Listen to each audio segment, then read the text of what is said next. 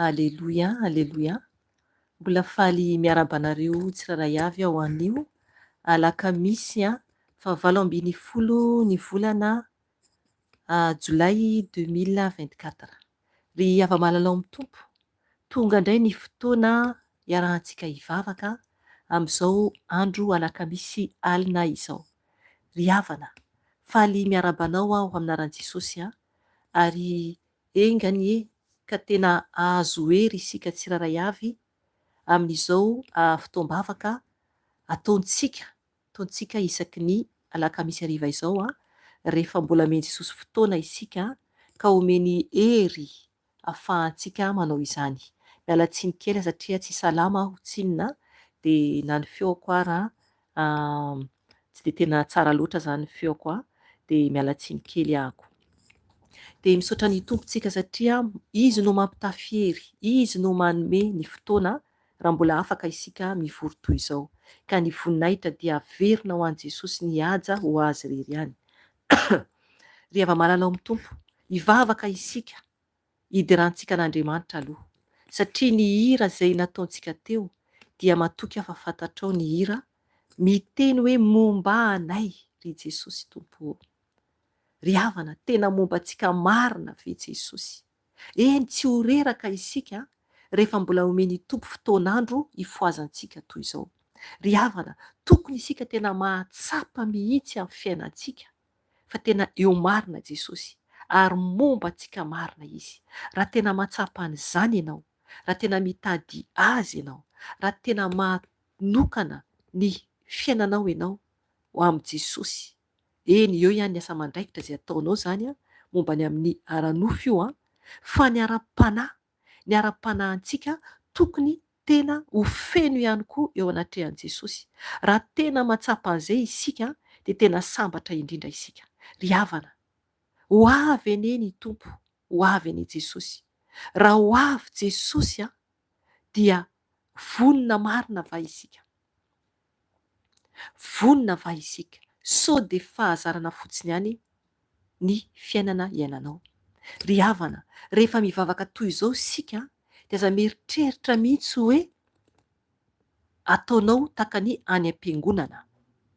fa okanao tena hitokana na ohatra hoe maromaro nareo ny ao dia oka tena hiaino samy tena hiconcentre tsara mihitsy ny tsiraray avy satria fiaonana amin'ny tompo manokana ny ataontsika.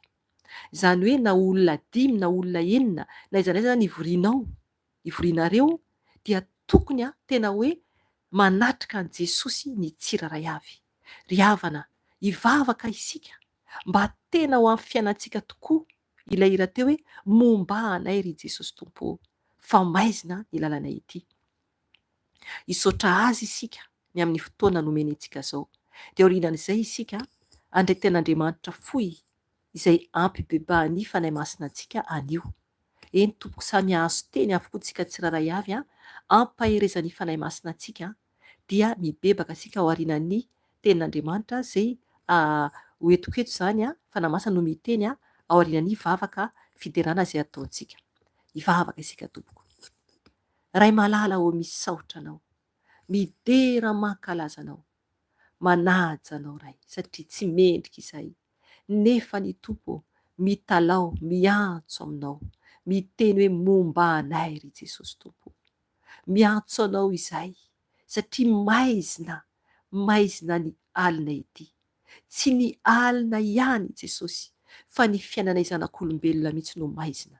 Ka mila anao izay ray anatrika anay, anamboatra anay ray malala, satria rehefa ho avy ny fotoana hialanay ety, satria tsy maintsy hiala ety izahay, dia maniry izahay raha io mba ho tody any aminao, mba hody any an-trano, satria ny teny izay omenao anay rehefa avy eo Jesosy io dia teny manambara ny amin'io fiainanay mandrakizay.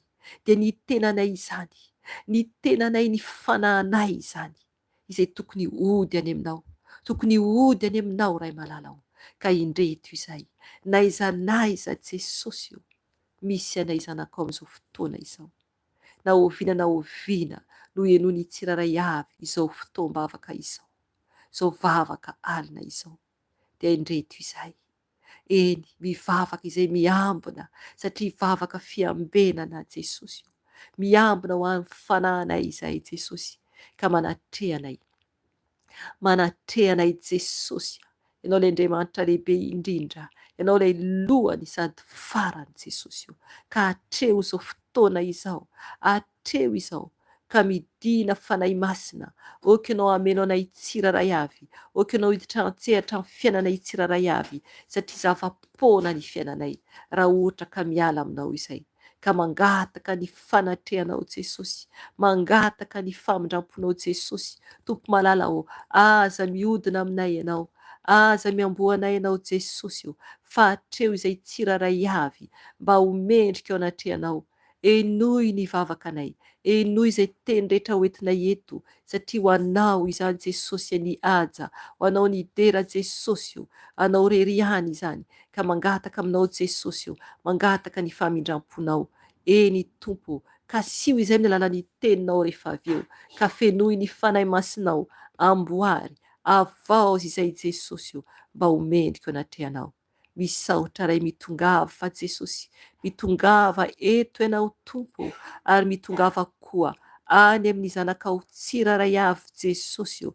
Hatreo zanakao eran-tany, na aiza n'aiza Tompo amin'izao andro alina mangina izao, na koa andro maraina, na koa andro après-midi, izay any amin'ny toerany tsiraray avy. Ianao no mahalala Jesosy, za tsy mahafantatra Tompo, ka raha ohatra Jesosy io miantso anao izy ireny, dia okanao Tompo hamaly, hiaino Jesosy io, hamaly anay ary hanamboatra anay, ary hamindra fo indrindra Jesosy io, mamindra fo aminay ray satria tsy mendrika izay zanak'olombelona. Ka mangataka ny famindramponao ho any amin'ny iza moa izahay. Ka misaotra Jesosy io, okanao hampangina ny tabataba rehetra, okanao hampangina ny feo rehetra, okanao hampangina ny izany amin'ny anaran'i Jesosy avy Nazareta. Ka mitenena Jesosy io, oka ny fanahy masinao andray ny kontrola ny tenako, andray ny kontrola ny olonao tsiraray averan-tany Jesosy io. Ka misandrata fanahy masina, misandrata satria tonga ny fotoana hiasanao indray amin'ny alalan'ny tenako, lalànay tsiraray avy. ny fanahy masina ao mitenena amin'ny vahoakanao, mitenena aminay tsiraray avy fa mila anao fantatra izay satria mesarotra izao taona iananay izao, mesarotra ny aina, mesarotra ny fiainanay, mesarotra ny zavatra izay misy eran-tany fanahy masinao ka mangataka ny fanatrianao, mangataka ny fiasanao ka misaotra fanahy masina, misaotra Jesosy Tompo. Aleloia, amen. Amen, amen. Misaotra ny tompontsika ny amin'ny vavaka fiderana fiantsoanan'Andriamanitra teo, sorantsika ny tompo lehibe izany. Ry havana, ny tenin'Andriamanitra izay horaisintsika anio dia ao amin'ny bokin'ny Kôrôntianina 2, Kôrôntianina 2 toko 5. Io zany horaisintsika anio zany. Kôrôntianina 2 toko 5 andininy 1 ka hatramin'ny andininy 10. Io noraisintsika zany anio. Ny teny eto dia i Paoly apôstôly no miteny eto. I Paoly apôstôly no miteny eto manambara izany i Paoly apôstôly ny amin'ny tranontsika izay any an-danitra. Ry havana, teo tsika nangataka tamin'ny tompo hoe momba anay ry Jesosy Tompo. Ry havana, isika ve matoky marina fa tena momba antsika ve Jesosy? Matoky marina ve isika? Ahoana ny fiainanao amin'izao ora sy fotoana izao? So dia tsy misy toky ao anatin'ny fonao fa feno alahelo ianao ary tsy mahita izay fahazavana fiainanao ianao. Ary fantatrao ny amin'ny lalanao ankehitriny fa tsy ho any an-danitra mihitsy ianao. Ry havana, matsapa zany anie isika, tsy afaka mamita tena isika, zay taditio zay. Tsy afaka isika mamita tena. Fantatsika tsara raha mandeha araka an'Andriamanitra isika na tsia. Fantatsika izany. Fantatsika raha mbola miaina anatin'ny kolikoly isika. Fantatsika raha mbola miaina anatin'ny fitaka isika. Fantatsika raha mbola miaina anatin'ny fanararotana isika. Ry havana, na amin'ny lafiny inona izany na amin'ny lafiny inona, dia zavatra miandry antsika dia afo be fa tsy ny lanitra. Ry havana, mbola misy ny famindram-pony Jesosy, mbola fotoana ny famindram-pony izao. Eny, ka oka isika tena atahotra mafy ny tompo ary tena iova dia mbola mahare ny tenin'Andriamanitra ianao. Mbola famindram-pony amintsika izany. Horaisintsika ny tenin'Andriamanitra dia ny fanahy masina no hanazava ny teniny rehefa avy eo. Aleo vakintsika manomboka amin'ny andininy 4 amin'ny toko 4. Zafady andininy 4 amin'ny toko 4 ho vakintsika dia tonga dia raisitsika ny toko 5 hatramin'ny andininy 10. Zafady fa hisotro rano kely zahako.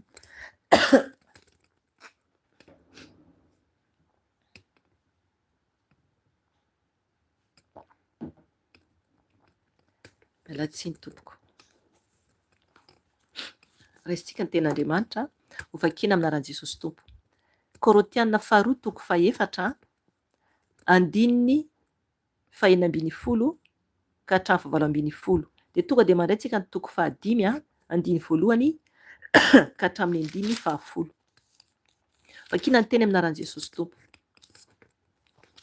Ary tsy ketraka izahay fa na dia mialevina aza ny toetranay ivelany dia avaozina isan'andro kosa ny toetranay anatiny.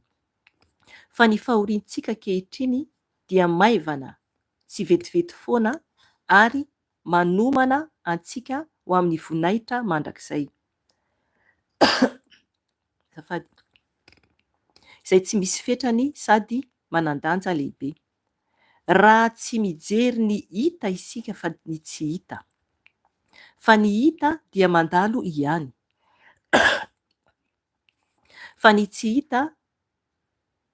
hita, azafady, raha tsy mijery ny hita isika fa ny tsy hita. Fa ny hita dia mandalo ihany. Fa ny tsy hita no aharitra mandrakizay. Fa fantatsika fa raha ravana ny trano lay izay toerantsika ety an-tany dia manana izay voarafitr'Andriamanitra isika, dia trano tsy natao tanana izay maharitra mandrakizay any an-danitra. Ary misento ao anatin'ity isika ka maniry indrindra hitafy ny tranontsika izay avy any an-danitra koa. fa ho hita mitafy isika fa tsy mitanjaka. Fa isika izay amin'izao tranolay izao dia misento noho ny mavesatra antsika, satria tsy tiantsika ny endaina fa ny mba ho tafiana kosa, mba hately ny fiainana ny mety maty. Ary izay efa nanamboatra antsika ho amin'izany indrindra dia Andriamanitra izay efa nanome antsika ny santatry ny fanahy. Koa matoky mandrakariva isika, sady fantatsika fa raha mitoetra ao amin'ny tena isika dia mitoetra ivelany ary lavitra ny tompo. Tsy finoana no andehanantsika fa finoana no andehanantsika fa tsy fahitana. Eny, matoky isika ka aleontsika ny tsy toetra ao amin'ny tena fa ny toetra ao amin'ny tompo. Koa dia ataontsika voninahitra ny mba ankasitrahany antsika, na mitoetra ao amin'ny tena isika na ivelan'ny tena. Fa isika rehetra dia samy tsy maintsy ho hita toetra miharihary eo amin'ny fitsaran'i Kristy, mba handraisany olona rehetra ny valiny izay zavatra nataony tenany dia araka izay nataony na tsara na ratsy. Amen. Ry havana, ny tenin'Andriamanitra eto dia teny manambara izany ny amin'ny tranolay. Inona moa le tranolay ambaran'i Paoly apôstôly eto? Le tranolay dia le tenantsika ety ambonin'ny tany izany. Ny tenantsika fa horavana io tranolay io. Horavana ny nofontsika, ny tenantsika. Mazava tsara ny ten'Andriamanitra amin'ny andininy voalohany amin'ny toko 15 fa fantatsika fa raha ravana ny tranolay izay toerantsika ety an-tany dia manana izay voarafitr'Andriamanitra isika, dia trano tsy natao tanana izay maharitra mandrakizay any an-danitra. Amen. Ry havana, tena manana tranolay marina va isika? Trano tsy natao tanana any an-danitra. Ry havana, trano tsy natao tanana any an-danitra, ilay maharitra mandrakizay. Ny tranolay antsika, ny tenantsika dia horavana.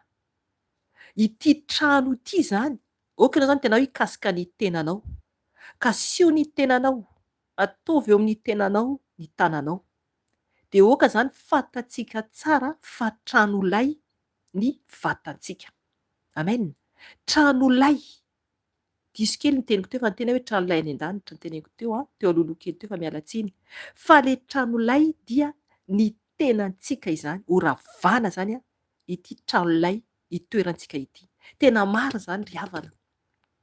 Tena mara izany. Satria miteny Paoly eo ambony, eo amin'ny andininy 7:10 amin'ny toko 4 hoe, andiny 7:20 amin'ny toko 4 hoe, hoy ny teny amin'ny alasoso tompo, raha tsy mijery ny hita isika fa ny tsy hita, fa ny hita dia mandalo ihany, fa ny tsy hita no aharitra mandrakizay. Amen.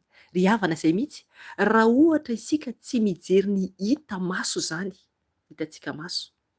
Raha ohatra mijery isika zao miala tsiny amin'olona jamba, mijery tsika zao zavatra hitantsika maso, raha tsy mijery ny hita izany tsika zavatra hitantsika zao fa ny tsy hita, dia oka ianao ikipy, raha mikipy ianao tsy zavatra hitanao ao. Ohatr'izay ilay fanahy mahitany any an-danitra sy mahitany any amin'ny hafobe. Azonareo ilay izy? Izay izany ilay ao amin'ny tompo. Ry havana, izay ilay zavatra tsy hita, zavatra any ambadika izao fiainantsika izao. Io ilay any an-danitra na any amin'ny hafobe. Ry havana, mila isika tokony hanomana miangavy anao mihitsy ahako na ran'i Jesosy, satria fanahy masina eto, izy no miteny, za fitaovana fotsiny ihany. Mila isika tompoko miangavy anao aho hanomana ny trano hovatanao any an-danitra, satria ho rava ny tranolay antsika, ny vatantsika. Ho rava tompoko, ho potika isika, ho rava io. Raha ohatra maty isika alohan'i Jesosy ho avy eny amin'ny rao an-lanitra, ka raha maty isika dia tsy maintsy alevina any ambanin'ny tany dia lasa vovoka. Ry havana, Fa raha ohatra kosa ka tonga Jesosy ka isika ety ambony tany, dia hovainy ho vaovao ny tenantsika mety maty izao, dia tafakatra isika. Ry havana, izay le hoe mijery ny tsy hita, eny isaorako ny tompo lehibe fa efa nahita ny tsy hita aho, maro ny zavatra naseho an'ny tompo, ary maro koa nefa mahita fahitana sy nofo toy izany voninahitra ho an' Jesosy. Izay rehetra ao amin'ny ho avy Jesosy, izay miditra ao, izay miova fo miditra ao amin'ny ho avy Jesosy, ato amin'ny ho avy Jesosy izany, dia tena ny tompo mihitsy mampiratra ny mason'ny olona, ahitany ny olona falebiazan'i Jesosy ao anatin'ny fahamasinana sy ny fahamarinana anefany. Izay ihany.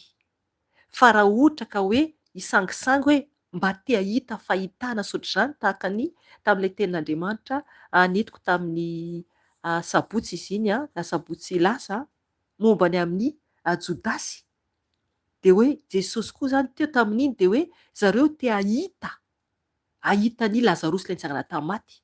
Raha ohatra mahay fotsiny ahita hoe fahagagana hoe andeha ao amin'ny ho avy Jesosy hiditra ao amin'ny ho avy Jesosy, mba hahita koa mirakla, tsy atompoko mitandrema ianao, mitandrema tompoko fandremanitra, dia mahafantatra ny anatin'ny fontsika sy ny voantsika izy. Fantany tsara izy mandinika ny fo sy ny voa, ka fantany raha isangisangy aminy isika. Fa raha tena vonona ianao ny hiova tokoa, tena ho an'i Jesosy dia hanompo azy tahaka ny ataonay, dia manao divorce amin'ny Satana mihitsy, manao divorce amin'ny Jezebela, tena miala amin'ny ratsy rehetra, dia tena eo amin'ny tompo ianao. Tena eo amin'ny tompo ianao. Ry havana, eto izany dia manambara mihitsy fa mahita ny tsy hita, raha mijery ny tsy hita isika. Izay no mandrakizay. Ry havana, izay no mandrakizay. Mandalo isika ety, ka tokony miomana isika. Averiko amin'ny 2:24. Ary tsy ketraka izahay, fa na dia mialevina aza ny toetranay ivelany, dia avaozina isanandro kosa ny toetranay anatiny. Amen. Izay mihitsy. Indraindray reraka ny aina, na izao ara, enonareo fa marary mikohaka ako. Jesosy no manasitrana. Izy no nantsoko hanasitrana anahy. Efa nitsahatra ny kohaka. Ry havana, Jesosy mihitsy no miditra an-tsehatra manasitrana. Na reraka ara ny aina, le tena ivelany izany, satria nofo isika, dia avaozy ny tompo isanandro mihitsy le ao anatiny le fanahy. Ilay fanahy. Ry havana, izay le ao amin'ny tompo. Ny fanahy no tokony ho velona foana satria an'Andriamanitra isika. Ny fanahy. Fa ny nofo mety ho reraka io, fa ny fanahy tsy mba reraka. Amen. Io le ody any an-danitra raha ohatra ka mijoro tsara isika. 7:10. Fa ny fahoriantsika kehitriny zafady, dia maivana sy vetivety foana, ary manomana antsika ho amin'ny voninahitra mandrakizay, izay tsy misy fetrany sady manan-danja lehibe. Amen. Aleloia. Ry havana, tsara be izany. Fahoriana andalovantsika ety, ny nofontsika normal raha marary, fa ny tompo no mpanasitrana. Izay le fahoriana izay. Eo ihany koa le latsan'ny olona manozona, ny olona manopa, ny olona manaratsy, ny olona manivaiva, zafady. Ry havana, maro zavatra miseho rehefa manompo an' Jesosy tsika. Fianakaviana, zavatra miseho anatin'ny ankonana rehetrarehetra izany, eo daholo izany. Ry havana, tsy maintsy isika mitondra fahoriana. Aza mieritreritra mihitsy hoe hanompo an'ny tompo ahako, hanompo an'ny tompo aho izany, hanompo an'ny tompo tahaka ny mama Felisia, dia hilamina be koa ny fiainako. Ry havana, tsisy fiainana milamina izany ety ambony tany. Ny filaminan'ny fiainantsika dia le fahasambaranao amin'i Jesosy tadidio izay. Le fahasambaranao amin'i Jesosy hiomana ho any an-danitra, izay ny fifaliana, izay no fahasambarana. Fa fahoriana no andalovana ety ambony tany. Nizaniza isika tsy afaka mirehare. Fahoriana ny eto amin'ity tany ity, satria ho potika ity tany ity. Mahatonga an'io fahoriana tsy maintsy mandeha mitoritsika, manasa an'Andriamanitra isika, mizaka ny mafy isika. Ry havana, izay ne miaraka amin'i Jesosy, mila isika manaraka lalan'i Jesosy. Raha mbola milamindamina be ny fiainanao, dia efa anao miteny hoe mpanompon'Andriamanitra, dia mametra fanontaniana. Mametra fanontaniana. Tsika izany tsy tokony ho tahaka izao tontolo izao mihitsy, hoe tia harena na tia luxe, Ry havana, Satana no mampitamby an'ireny ary koa mandatsaka amin'ny zavatra toy ireny. Fa ny antsika dia le manomana le tranolay azafady, manomana ilay fanahintsika ody any an-danitra. Ody any an-danitra. Fa le tranolay, le tenantsika izay tafiantsika tahaka ny manteau, tahaka ny vesta, io dia lasa ho vovoka io. Ary io nofontsika io mihitsy no mitarika antsika foana manota io. Anota io. Dia io ilay ady voalohany. Ny fahavalo voalohany ho resena dia ilay nofo. Izay fahavalo voalohany ho resentsika tsiraray avy. Ry havana meteza mandresy ny nofo, ny nofinao, ny nofoko. Milina mandresy ny nofo isika. Io no fahavalo voalohany ho resena.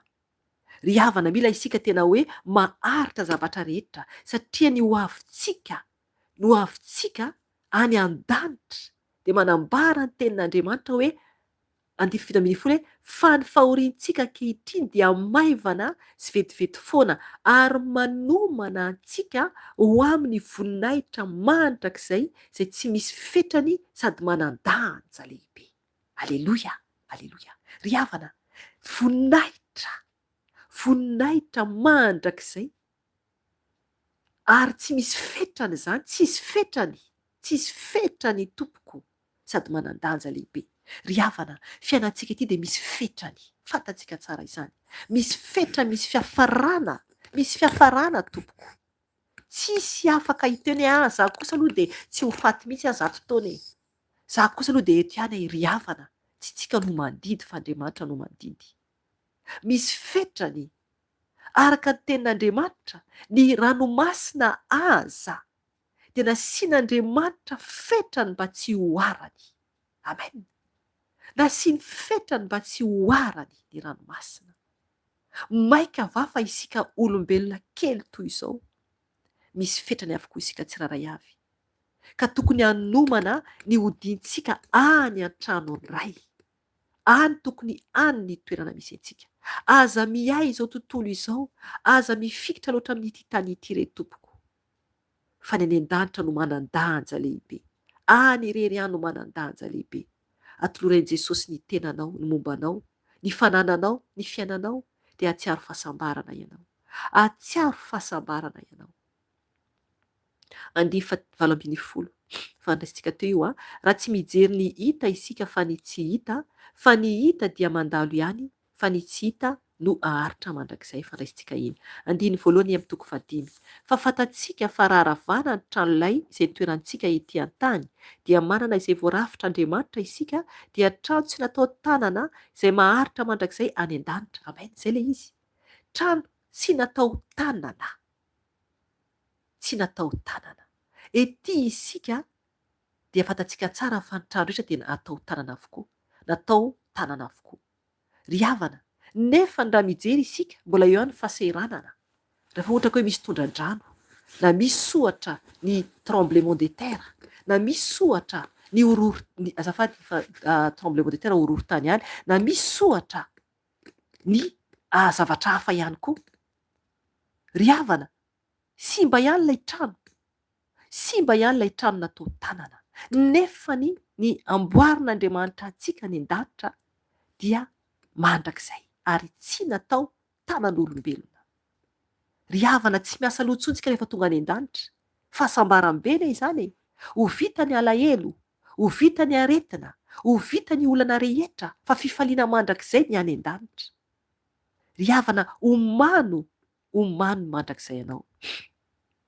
Oka tsy eritreritra ho any amin'ny hafobe. Miadi ny ady tsara mba ho tonga any an-danitra. Ry havana, samy miady ny lalana ho any an-danitra isika zao hoe samy miezaka tompoko. Tsisy afaka mitondra ny entanao. Za tsy afaka hitondra ny entanao. Ianao tsy afaka hitondra ny entako. Samy mitondra isika tsiraray avy. Samy mitondra. Ry havana, ny olona ne mitandahatra makany amin'ny hafobe amin'izao ora sy fotoana izao. Ary izy ireo maro dia mibata avy ao an-damosina entana. Eto fanahy masina dia mampafantatra ahy. Fa maro ny olona amin'ny lalana lehibe mitandahatra ho any amin'ny afo be amin'izao ora sy fotoana izao, na mbola velona aza ilay olona. Maro ny efa mandeha amin'ny lalana lehibe ho any amin'ny afo be, dia mibaby entana toy ny mahita olona eto mivokona mihitsy, mivokona mandeha, ary ilay entana dia misavovona avy ao an-damosiny satria ilay ota, ilay fahotany no hoentiny ao an-damosiny. Iny otany iny no mahavery azy any amin'ny afo be. Ry havana na kely na lehibe, misy ny mihazakazaka mankany amin'ny afo be, misy mihazakazaka. Ry havana mitandrema fa misy ny afo be tompoko. Omano mandrakizay anao, omano mandrakizay antsika tompoko, tia antsika Jesosy. 2 amin'ny Korintiana 2 toko 5. Ary misento ao anatin'ity isika ka maniry indrindra hitafy ny tranontsika izay any an-danitra koa. Izay azafady averiko indray-pandeha. Ary misento ao anatin'ity isika ka maniry indrindra hitafy ny tranontsika izay avy any an-danitra koa. Fa ho hita mitafy isika fa tsy mba mitanjaka. Aleloia. Fa isika izay amin'izao tranolay izao dia misento noho ny mavesatra antsika, satria tsy tiantsika endahina fa ny mba ho tafiana kosa, mba ately ny fiainana ny mety maty. Amen. Izay le izy. Ry havana, isika zany maniry indrindra mba hitafy ny tranontsika izay avy any an-danitra koa. Eto ny fanahy masina dia mampianatra aisany mampianatra anao, satria izay mantsy ny fataony izay. Za zany mi zavatra ambarana eto, zavatra tsy fantatro ihany koa. Eto izy dia efa miteny aminako ao anatiko ao, za mamaky an'ilay teny dia miteny za le mijery an'ilay teny manambara za fanahy masina hoe io nazavainy tsara mihitsy le izy hoe lay trano lay dia lay ho rava satria vita amin'ny lamba. Izany fanazavana eto. Fa lay trano mandrakizay tsy misy soratra mihitsy hoe trano lay, fa teneny eto hoe hitafy ny tranontsika izay avy any an-danitra koa. Trano maharitra izany, trano tena hoe solida. Dia ilay fanahintsika, ilay ampitafiany tompo antsika zany ilay iovantsika ho vaovao. Ry havana, fanahintsika io ka tena hoe any an-danitra le izy io. Efa misy témoignage nataon'ny ankizy tao amin'ny Toby momba ny hoe efa nahitanay tany an-danitra izy. Amin'izao tsika velona zao, ary mbola misy hafa koa fa mbola tsy tafavoaka, ary mbola tsy vita koa, satria be dia be zany zavatra asan'Andriamanitra ataon'izy ireo amin'ny Toby, tena be dia be dia mandamina ny programa satria betsaka ny asa. Fa mbola ho avy ny vidéo sasany amin'ny fotoana kely ahafahan'izy ireo zany anaovana ilay vidéo. Ry havana, isika na dia ety ambony tany ary raha tena ao amin'ny Toby isika dia any an-danitra ihany koa. Any an-danitra ihany koa. Ka tokony isika hiomana tsara tompoko, anamboatra ny tranontsika any an-danitra. Ry havana, tiantsika ny Jesosy ary mamindra fo amintsika izy. Ary miteny ten'Andriamanitra hoe fa ho hita mitafy isika fa tsy mba mitanjaka. Amen. Ry havana, mitanjaka zany isika izao. Mitanjaka zany isika izao. Ry havana, ny olona any amin'ny afo be tompoko dia tena ampijaliany Satana sy ireo devolony mihitsy. Ary indraindray ny vatany, indraindray ny nofony dia stominy ny nofony iny rovorovitiny. Na lamba fitafiana tsisy intsony izany. Satria ny olona izay maty amin'ny tsy fanaranan'i Jesosy dia midina amin'iny paoziny iny any amin'ny afo be. Midina amin'iny paoziny iny amin'ny afo be. Dia miandry ny devoly ampijaly anazy mandrakizay. Ry havana, zava-doza ny eny amin'ny afo be. Zava-doza. Ka tokony hitandrina mafy isika. Ary any amin'ny afo be dia tsy afaka ianao hanala anatin'ny sainao ny ratsy rehetra izay nataonao na inona izany. Raha any amin'ny afo be, ny zavatra nataontsika rehetra, ratsy rehetra, dia averimberina devoly anatin'ny saintsika foana. Ary esoesoiny, latsalatsainy. Ary na ny fotoana raha hoe nainonao tenin'Andriamanitra nefa anao tsy niaino dia teneniny. Tamin'izao anao nare tenin'Andriamanitra fa anao tsy nino. Ary tena zava-doza zany latsa sy famonoana ary fampijaliana izany. Ry havana, tsisy fiafarana izany tompoko. tsisy fiafarana. Ka oka isika hitandrina, oka isika hifoa dia mbola misy famindrampon'i Jesosy. Inona no mahatonga antsika tsy hanaraka an' Jesosy? Nefa dia fitiavana be no omeny antsika. Ry havana, aza mifikitra amin'ity tany ity, fa zava-dozany ny hafaran'ity tany ity, ho rava, ho potika n'ity tany ity. 4. Fa isika izay amin'izao trano lay izao dia misento noho ny mahavesatra antsika, satria tsy tiantsika ny andaina fa ny mba hotafiana kosa mba ately ny fiainana ny mety maty. Amen. Zay le izy. Zay le izy. Mba tiantsika hotafiany tompony fanahy masina ny. Ary le tena antsika mety maty mba tena ho fiainana amin'izay ao amin'i Jesosy. Ry havana, mba tokony tena hoe manana ny fiainany tompo ane isika, satria izy ilay lalana sy famarinana ary fiainana. Tsy izany va no faniriantsika zanak'olombelona? Tsy izany va no mahatonga anao miaino eto? Tsy izany va mampangetaheta isan'andro mba te hiaona amin'i Jesosy? Raha misy problème ianao dia inonao mandeha mitady vavaka kely ery na tenin'Andriamanitra ry? Ry havana, isika anie ka ny tompo anie dia miandry antsika. Matoy ianao mangetaheta mitady fotoana hivavahanao, mitady indraindray andro mba andehanao hivavaka. Tadidio tsara zay fa ny tompo no miantso anao amin'ny fotoana io. Ny tompo mbola miantso anao, izany hoe trompetra farany ho anao, na iza ianao, na tsy ato ary ianao no miaino. Fa raha ohatra ka miaino ten'Andriamanitra any ambadika any ianao, miaino fitoriana any ianao, miaino irana fivavahana ianao, dia tadidio tsara fa zay hoe trompetra maneno iantsoan' Jesosy ianao. Ry havana, zay le izy. Ka rehefa tonga ny fotoana tsy ankatoavanao ny tompo, ka raha tonga ny fotoana ialanao ity, dia malahelo miteny aminao fa sosanatria be no fantaninao tompoko. Ry havana, aza tao vazivazy ny fanahinao, aza tao vazivazy fa oka hifo amin'izay satria ho avy Jesosy. Tsisy tsony ny fotoana. Jereva zavatra miseho eran-tany, zava-doza ny miseho eran-tany, efa tsy zaka intsony. Zava-dozany ny miseho eran-tany, ry havana. Ka okantsika hitandrina mafy dia mafy. Toizantsika ny tenin'Andriamanitra. 5. Ary izay efa nanamboatra antsika ho amin'izany indrindra dia Andriamanitra izay efa nanome antsika ny santatry ny fanahy. Amen. Zay le izy. Io lay nomen'Andriamanitra antsika dia ny fanahy masina. Ny fanahiny. Io lay ao anatintsika zanak'Andriamanitra. Io lay madio ka tsy tia hota. Rehefa tena feno ny fanan'Andriamanitra isika isan'andro.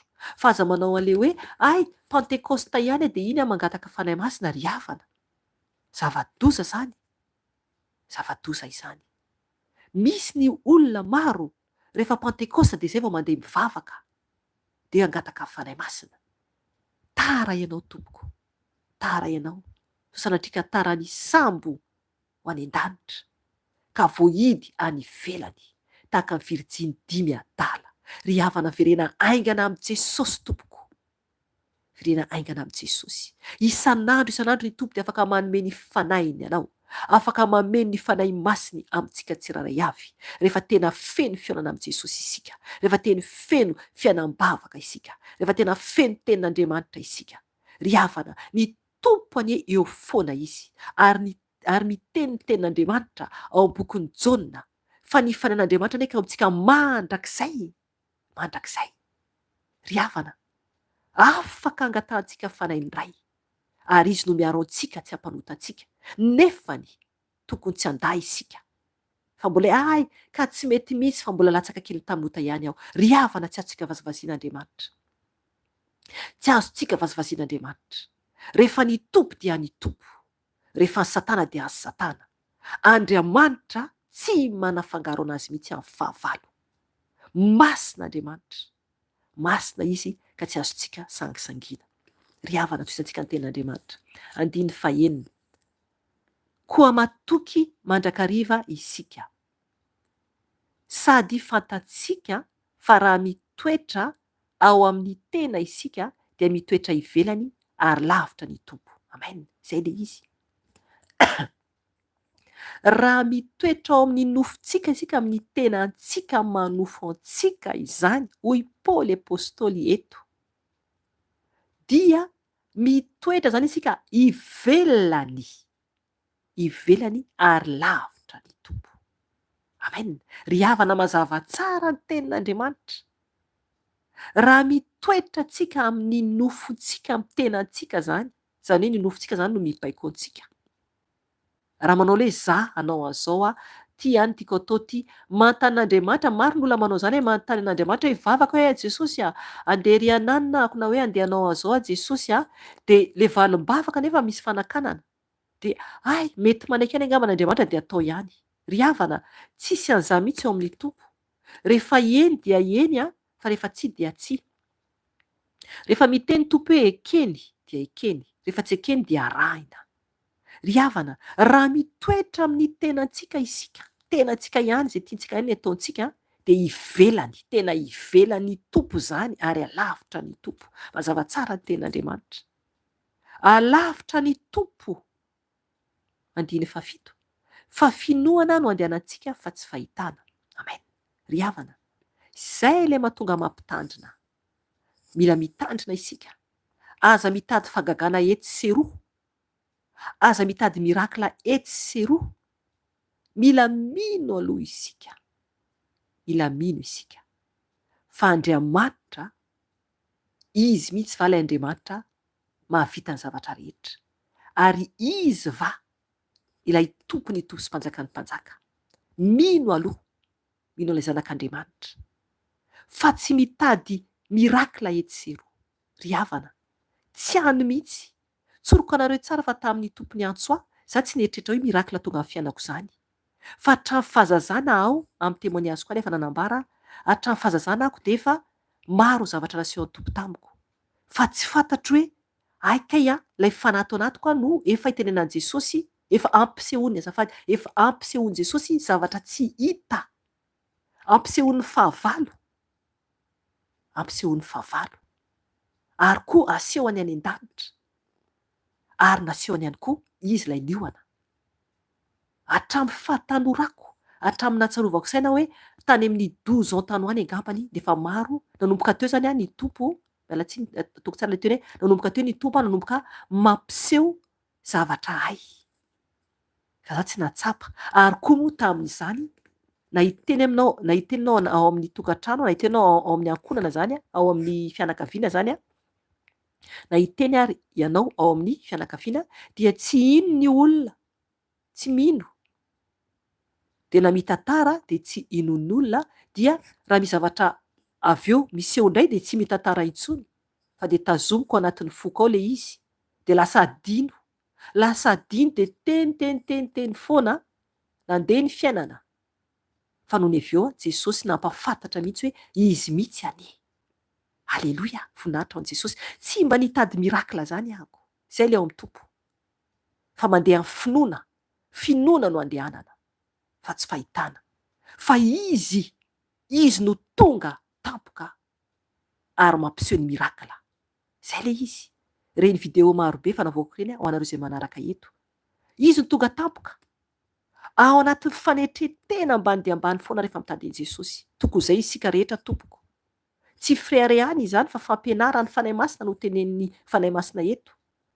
Mila ambany dia ambany tsika tompo manetretena eo ambany tongotry Jesosy. Izy ilay voalohany ary izy ilay farany.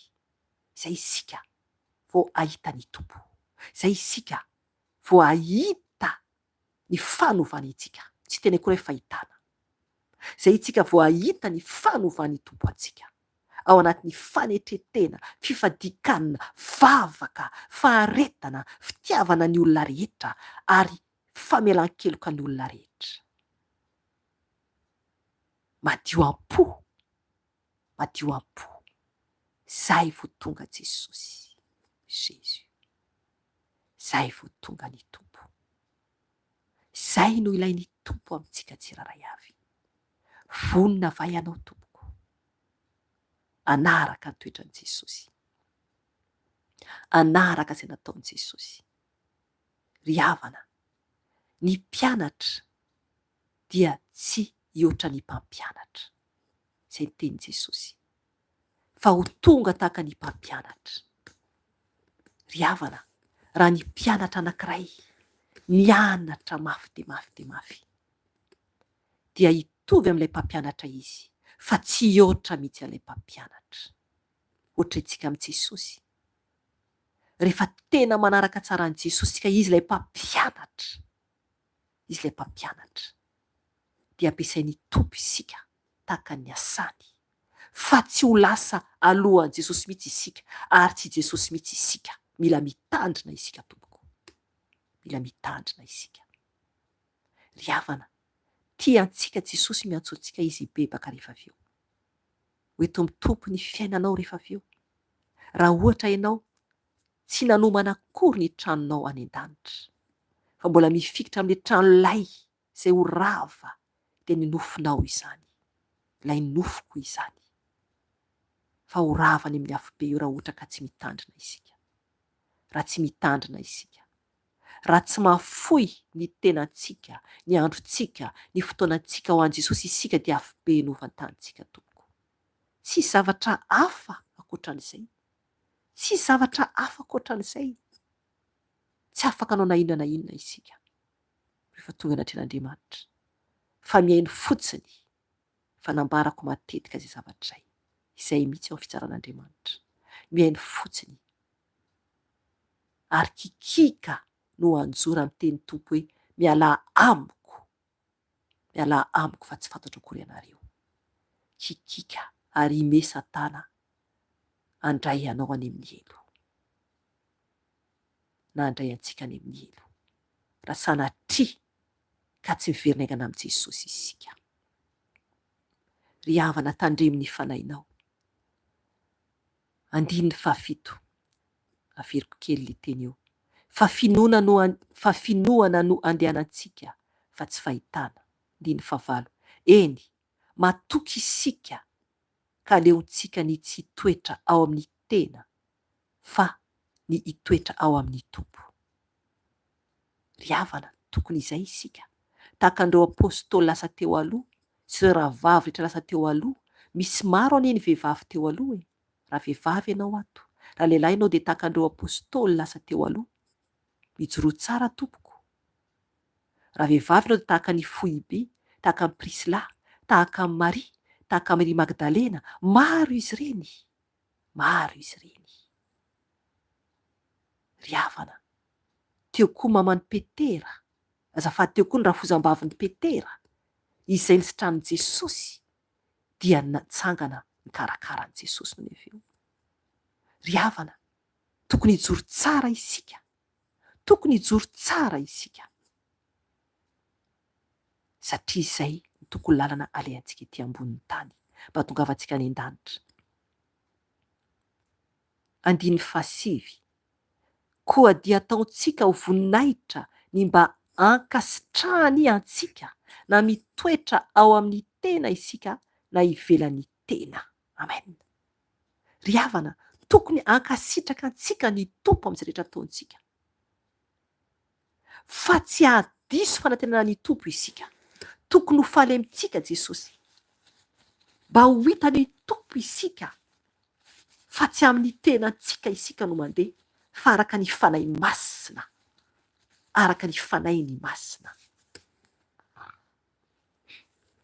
Tokony ho izay no hitan'Andriamanitra amintsika. Tokony mandeha araka ny fanahiny isika. Ry havana, tokony ho izay. Ka tsy mitoetra amin'ny lalan'ny tenantsika intsony. Tsy ao anatin'ny tenantsika izany, fa ivelan'ny tena. Mazava tsara ny tenan'Andriamanitra eto. Averiko indray-pandeha. Koa dia ataontsika ho voninahitra ny mba ankasitrahany antsika, na mitoetra ao amin'ny tena isika, ao anatin'ny tena zany, na ivelan'ny tena. Amen. Ry havana, oka isika tsy hifikitra amin'ilay tenantsika, fa tokony ivelan'ny tena isika. Lay fanahintsika. Lay fanahintsika. Ry havana, ny tompony tokony jerentsika, ny tompony tokony ho jerentsika, ary arahantsika tsara ny fiainantsika. Andininy fahafolo farany. Dia manasanao hiomana hibebaka isika rehefa avy eo. Fa isika rehetra dia samy tsy maintsy ho hita toetra miharihary eo anatrehany azafady averiko indray mandeha fa isika rehetra dia samy tsy maintsy ho hita toetra miharihary eo amin'ny fitsarany Kristy mba handraisany olona rehetra ny valiny izay zavatra nataony tenany dia araka izay nataony na tsara na ratsy. Aleloia. Ry havana izay le izy. Isika rehetra dia samy tsy maintsy ho hita toetra miharihary. Tsy maintsy ho hita toetra miharihary eo amin'ny fitsarany Kristy. Izay le izy.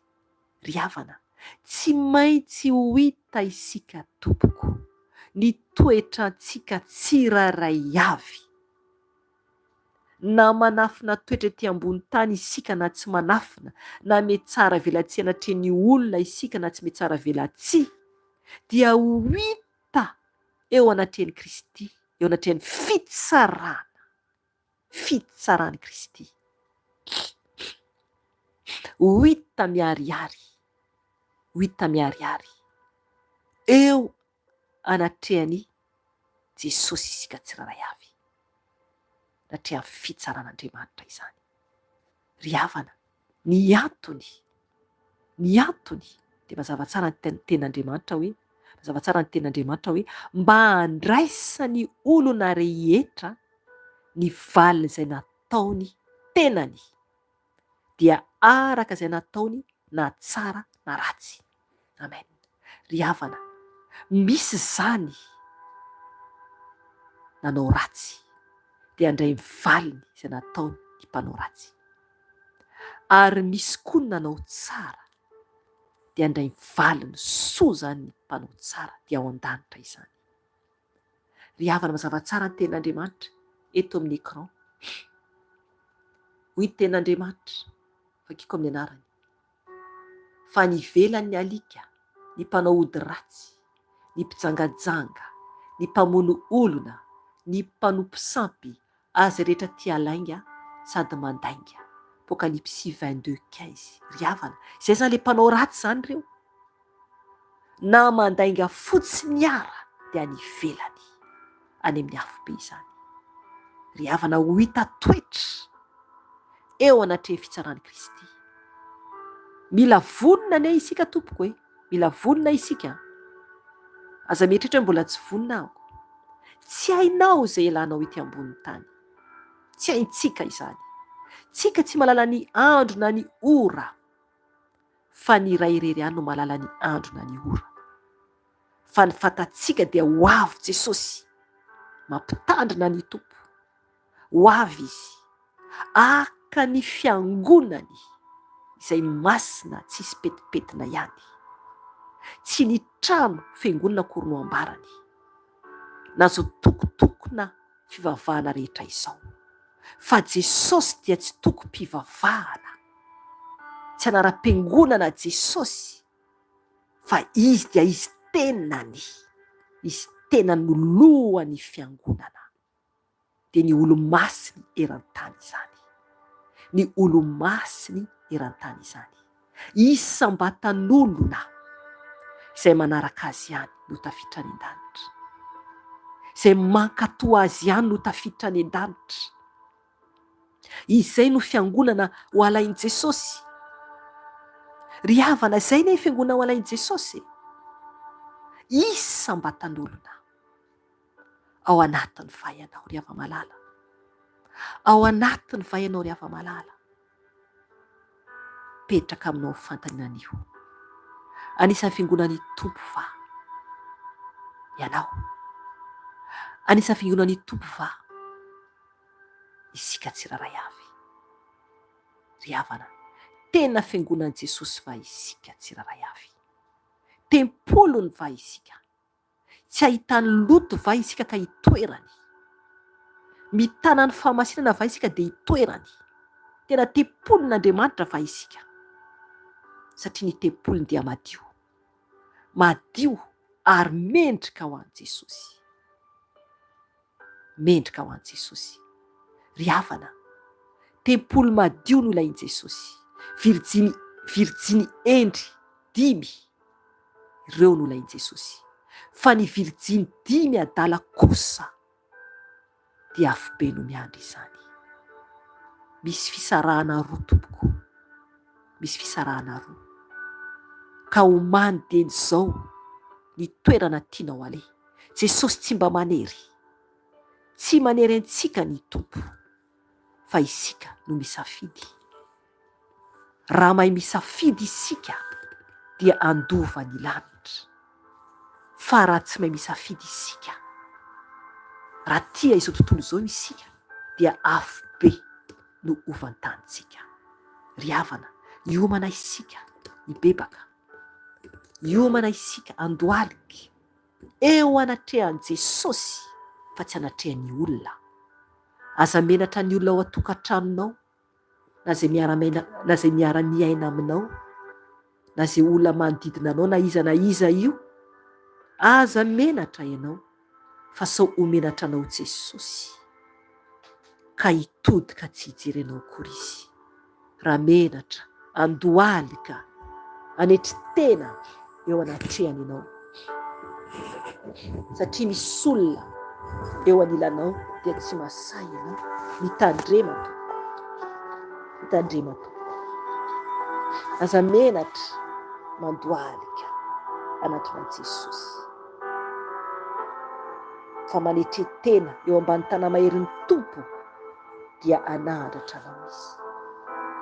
Ry havana, tsy anafaka olona miavonavona Jesosy.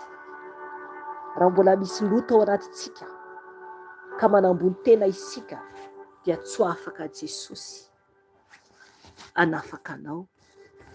Tsy afaka izy anafaka olona izay tsy mankatoa azy. Fa ny olona manetry tena no ilainy, olona tena mitady anazy tanteraka no ilainy. Ary vonina hiala amin'ny ratsy rehetra izay notadiavin'i Jesosy. Ry havana, hoeto eo amin'i Jesosy no tenanao. Zaho tsy malala ny mombanao, tsy malala ny fahotanao aho. Ianao rery no mahafantatra izany. Ry havana, Jesosy no mahafantatra ny mombanao. Ka okanao hitondra ny fahotanao eo anatrehan'i Jesosy. Ry havana, hivavaka isika. Marana antsika izao fotoana izao.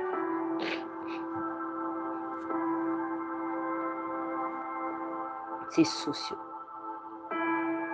ndreto izay Jesosy, izay afaka mandohalika Jesosy io, dia mandohalika eo anatrehan'ny seza fiandriananao Jesosy. Tompo malala ao, tsy mendrika izay. Tsy mendrika izay Jesosy io, fa mpanota izay zanak'olombelona. Mpanota ratsy Jesosy. Tonga aminay ny teninao anio Jesosy. Manambara Jesosy fa ny tranolay, ny tenanay ety ambonin'ny tany dia ho rava izany. Ho rava, ho levona izany. Dia ny tenanay, ny nofinay, izao tenanay tianay zanak'olombelona izao.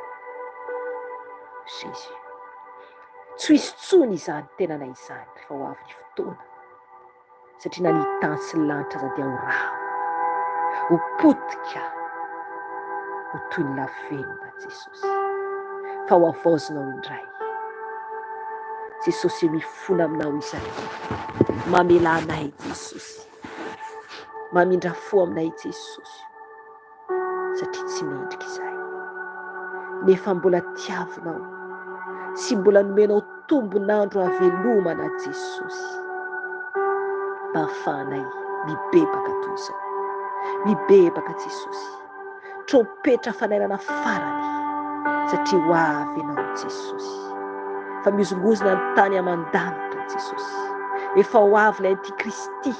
Efa ho hanomboka atao ny troisième temple Jesosy. Efa voaomana avokoa ny fitaovana rehetra Jesosy. Ao Jerusalema, Jesosy fa vohomana avokoa izany. Tompo kely sady ao avy ianao akanay zanakao Jesosy, manaitra anay ianao mba hifoha hisaraka amin'izay tontolo izao Jesosy. Teninao dia manambara fa ny marina dia mbola hay marina ihany, ny masina mbola hay masina ihany, fa ny ratsy kosa dia mahay ratsy hatrany Jesosy, ary maloto dia mbola hay aloto ihany Jesosy manana tany fa tsy matanana amin'izay, ary masina mbola hay masina ihany Jesosy. Maneminiza moa izay, mamela ny heloka anay Tompo, mamindra fo aminay, diovy amin'ny ranao izay Jesosy, amin'ny ranao précieux Jesosy, diovy amin'ny ranao izay Jesosy, ranao masina Jesosy, ranao précieux Jesosy, mihoatra n'olo volamena, mihoatra n'olo volamena Jesosy, ranao sarobidy ay miboboka teo ambony azy fijaliana Jesosy. Jesosy, ilao ny satroana satroka tsiro Jesosy. Tompo ny teteny ranao, gotiray fotsy dia fa mahasitrana anay, fa manafaka ny fahotanay Jesosy. Tianay loatra ianao Jesosy, tianay loatra ianao Jesosy, satria nomenao ny tenanao Tompo, hoavitra no fahotanay Jesosy. Iza moa ny olombelona afaka loatra ny tenany ho anay toy izany Jesosy? Tsisy Jesosy, nefa ny ianao Jesosy, ianao ilay Andriamanitra no tonga tetỳ ianao Jesosy, nanaiky nandritry tena ambany dia ambany, zakany mafy ianao noho ny fahotanay, nefa n'izay zanak'olombelona Jesosy, zavatra kely ilay dia efa tsy zakanay Jesosy, zavatra kely olana kely dia efa mampimenimena anay, ka mifola Jesosy, mifola Jesosy ny amin'ny tsy faharetana Jesosy, hipiry izay Tompo tsy maharitra Jesosy, tsy maharitra Jesosy, ny olana mandalo, ny fahoriana mandalo Jesosy, hipiry izahay no menimenina foana, ka mifola Jesosy, mifola Jesosy, nefa ianao tsy manandà Jesosy, nandritry teny ianao Jesosy, na dia Andriamanitra ary ianao dia nandritry tena Jesosy, nanaiky ianao Jesosy, nororana, nokapohina Jesosy, nivaivain'ny olona ianao Tompo, nisy nanompanao, nandroranao Jesosy, nandrora taminao Jesosy. Eny tiafanona tamaina koa ianao Jesosy, tiafanona tamaina koa ianao Jesosy. Tompo malala, mamela anay Jesosy, ny amirehako izao tontolo izao, diovy ny masonay mba tsy ho variana amirehako izao tontolo izao Jesosy. Enoy Tompo izay mibebaka aminao, enoy Jesosy, mamela Jesosy, avaosy Jesosy ny amin'ny tsy fahaizan'ny olona Jesosy, avaosy ay tsirairay avy ny amin'ny tsy mety faly, mifola Jesosy, diovy ny fisainanay Jesosy, diovy Jesosy ny vavanay, izay teny navoaka ny vavanay, teniteny foana, petsopetsona foana, tia resaka, eo koa tsy manaja, tsy mandinika, fola Jesosy, fola Jesosy, mamindra fo aminay ianao, mamela ny heloka ianao Jesosy ay tsiraray avy, diovy amin'ny ranao ny vavanay Jesosy, badio Jesosy, diovy amin'ny ranao Jesosy ny vavanay, badio, satria ianao Jesosy ilay masina sy mahery, ianao ilay masina sy mahery Jesosy, diovy amin'ny ranao koa Jesosy ny tananay, tananay Tompo,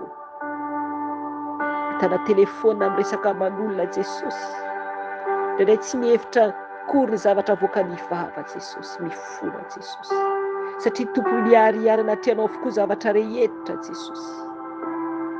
Mitenitenao aneo aminay tsiraray avy, miariary tsisy takona fa iseho amin'ny fitsaranao zany Jesosy.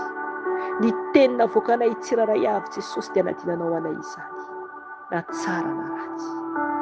Ka mifona Jesosy, mifona tompony amin'ny olona izay niresahanay, izay zavatra navoaka ny vavanay tsy mendrika Jesosy, dia mifona aminao izay Jesosy, mifona aminao Jesosy. Mamelako Jesosy ny fisainanay, diovy ny fisainanay tompo mba hisaina foana ny any an-danitra amin'ny tranonay mandrakizay Jesosy. Anomana an'izany Jesosy, satria ody any aminao zay Jesosy, ody any aminao zay Jesosy, ano fanirinay zanak'olombelona. Eny Jesosy, efa novitsy ny ho tafiditra raha tsy miverina aminao no maro Jesosy.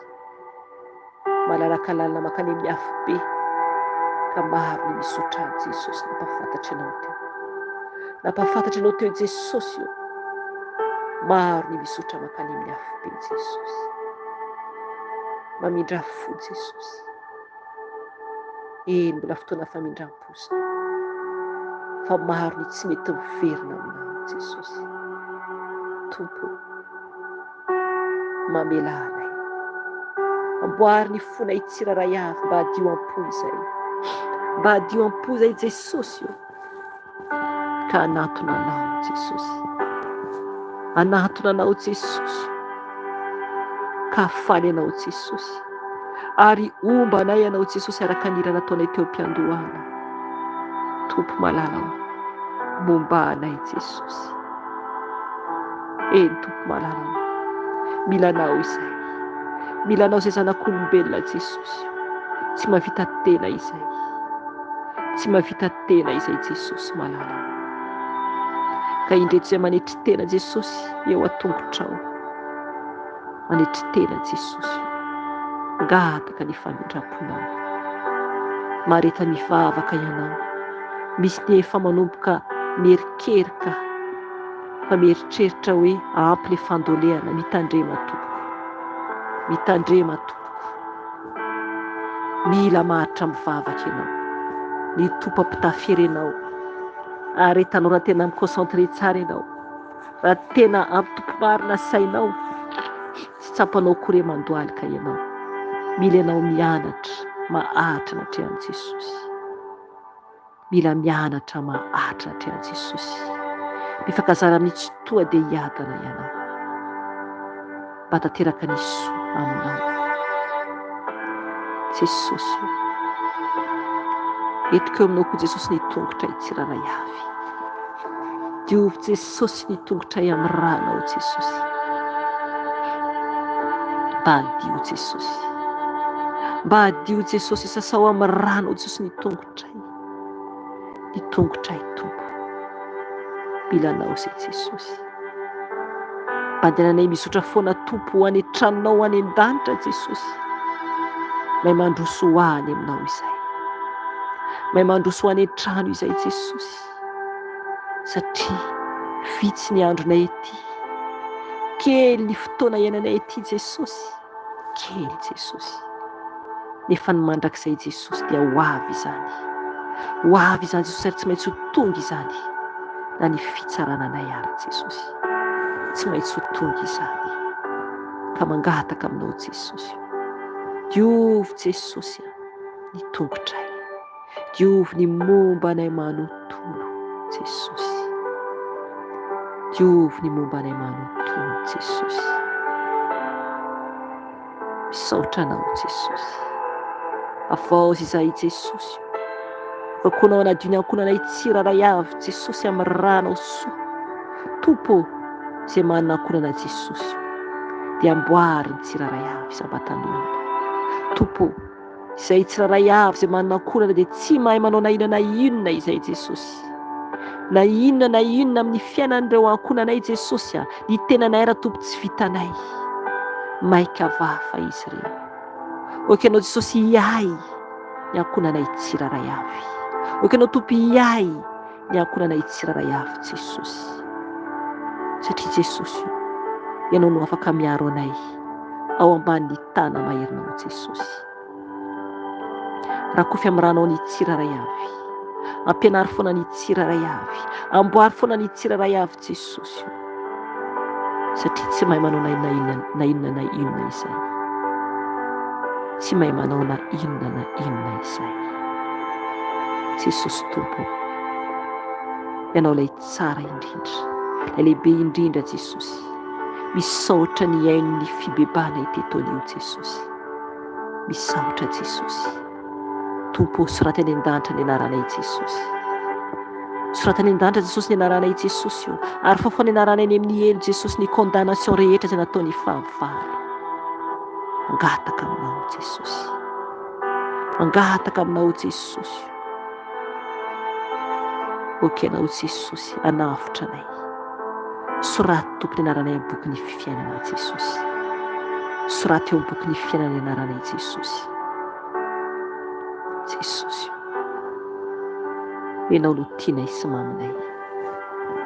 Mangataka aminao izay fanahy masina, fanahy ny iray, fanahy ny iray, mangataka ny fanafinoana avy aminao, fanahy ny Tompo, fanahy ny fahirizana, fanahy ny fanasitranana, fanahy ny fahazavan-tsaina, fanahy n'Andriamanitra, fenoy anao izay, fanahy ny fahendrena, fenoy anao izay fanahy masina. Mila anao izay, mila anao izay, fenoy izay fanahy masina, fenoy izay fanahy masina, fenoy izay fanahy masina. Avaozy ny anatinay tsiraray avy, avaozy ny anatinay tsiraray avy fanahy ny iray, satria anao no mpitari-dalana anay. Avaozy ny fananay tsiraray avy, fenoy anao izay fanahy masina, fenoy anao izay fanahy masina, fa mila anao fantatra izay. Fanahy masina, mameno anay, mameno anay, mameno anay, mameno anay, mameno anay, mameno anay fanahy masina. Sotranao fanahy masina, sotranao fanahy masina, sotranao Jesosy, midera mankalaza anao izay, manaja anao izay Jesosy, misaotra ny amin'izao fotoana zao, misaotra ny amin'izao andro alina mangina izao, misaotra Jesosy satria ianao no niasa, ianao no teto Jesosy, ianao no niteny, ianao no nanafaka, ianao no nampahery Jesosy malalao, ary tsisy toanao. Midera anao izay, mankalaza anao izay Jesosy, ny amin'izay rehetra vitanay teto anio Jesosy. Zinona moa izay Jesosy, nefa anao ilay mpamindra fo, ianao ilay mpianatra Jesosy, ka misaotra Tompo ny amin'ny fanatrehanao, misaotra Tompo ny amin'izay rehetra nataonao teto Jesosy, ary ny mbola ho ataonao aminay tsiraray avy. Jesosy malalao, apetrakay aminao Jesosy, ny alina mangina Jesosy io, oky ianao Tompo, no hanome toromaso mamy Jesosy, anay amin'ny toerana izay misy anay, misy tompony amin'ny atory amin'ny alina. Tompo, me toromaso mamy izay, oka Jesosy io, ianao Tompo no hiaro anay amin'ny tana maherinao Jesosy. Rakofy Jesosy amin'ny rano izay Jesosy, me toromaso mamy Jesosy io, petraka aminao ny apitso, ny amin'ny asaman-draikitra rehetra Jesosy io, petraka aminao ny rehefa avy eo Jesosy io, ny amin'ny efa diva raina Jesosy, ny efa diva raina Jesosy, ny andro efa diva raina Tompo, ka petraka aminao Jesosy, izao andro vaovao tonga izao indray Jesosy, petraka aminao koa Tompo ny amin'ny olona izay efa nifoa amin'ny asaman-draikitra Jesosy io, amin'ny toerana misy an'izy ireo, tantany Jesosy ny tsiraray avy, tantany Tompo, ianao no deraina, ianao no asandratra, ianao no ankalazaina, ka misaotra Jesosy, misaotra Jesosy, misaotra Jesosy. Dera ho anao Jesosy, tao lehibe indrindra Jesosy, tao lehibe indrindra Jesosy, eny Tompo, faly ny anjelinao, mideranao, mankalazanao ao an-danitra ambony ao, midera mankalazanao. Halleluja, halleluja, Pesado Rahema Adonai Rahimo Rabesha Ibosha Rabeka Elohimo Rabesha Adonai. Haleluya, haleluya. Misaotra Jesosy, ny voninahitra ho anao irery ihany. Misaotra Tompo nanatrika anay teto, misaotra nameno anay, misaotra ny karakaranay Jesosy. Dera ho anao Jesosy, hatramin'ny taloha indrindra ankehitriny ary mandrakizay doria. Misaotra Jesosy. Haleluya, haleluya, haleluya, haleluya. Amen. Haleluya. Misaotra Jesosy tsika tompokony amin'ny fotoana anio izay vita soamantsara zany dia dera ho an'Andriamanitra irery ihany. Hiavana mialatsininy amin'ny kohaka teo ny tompo no nampijanona izany ka misaotra Jesosy lehibe fa tanteraka soamantsara ny asan'Andriamanitra, satria ny tompo rehefa miasa dia tsisy ny mahasakana. Dia mahireza daholo tompoko dia voninahitra ho an'i Jesosy irery ihany dia mahireza tompoko amboary ny tranonao any an-danitra. Aza mety ho tavela ety fa ho avy Jesosy tompontsika. Amen. Velomandray ary tompoko dia manaraka indray fotoana raha mbola tsy tonga Jesosy malala. Veloma tompoko.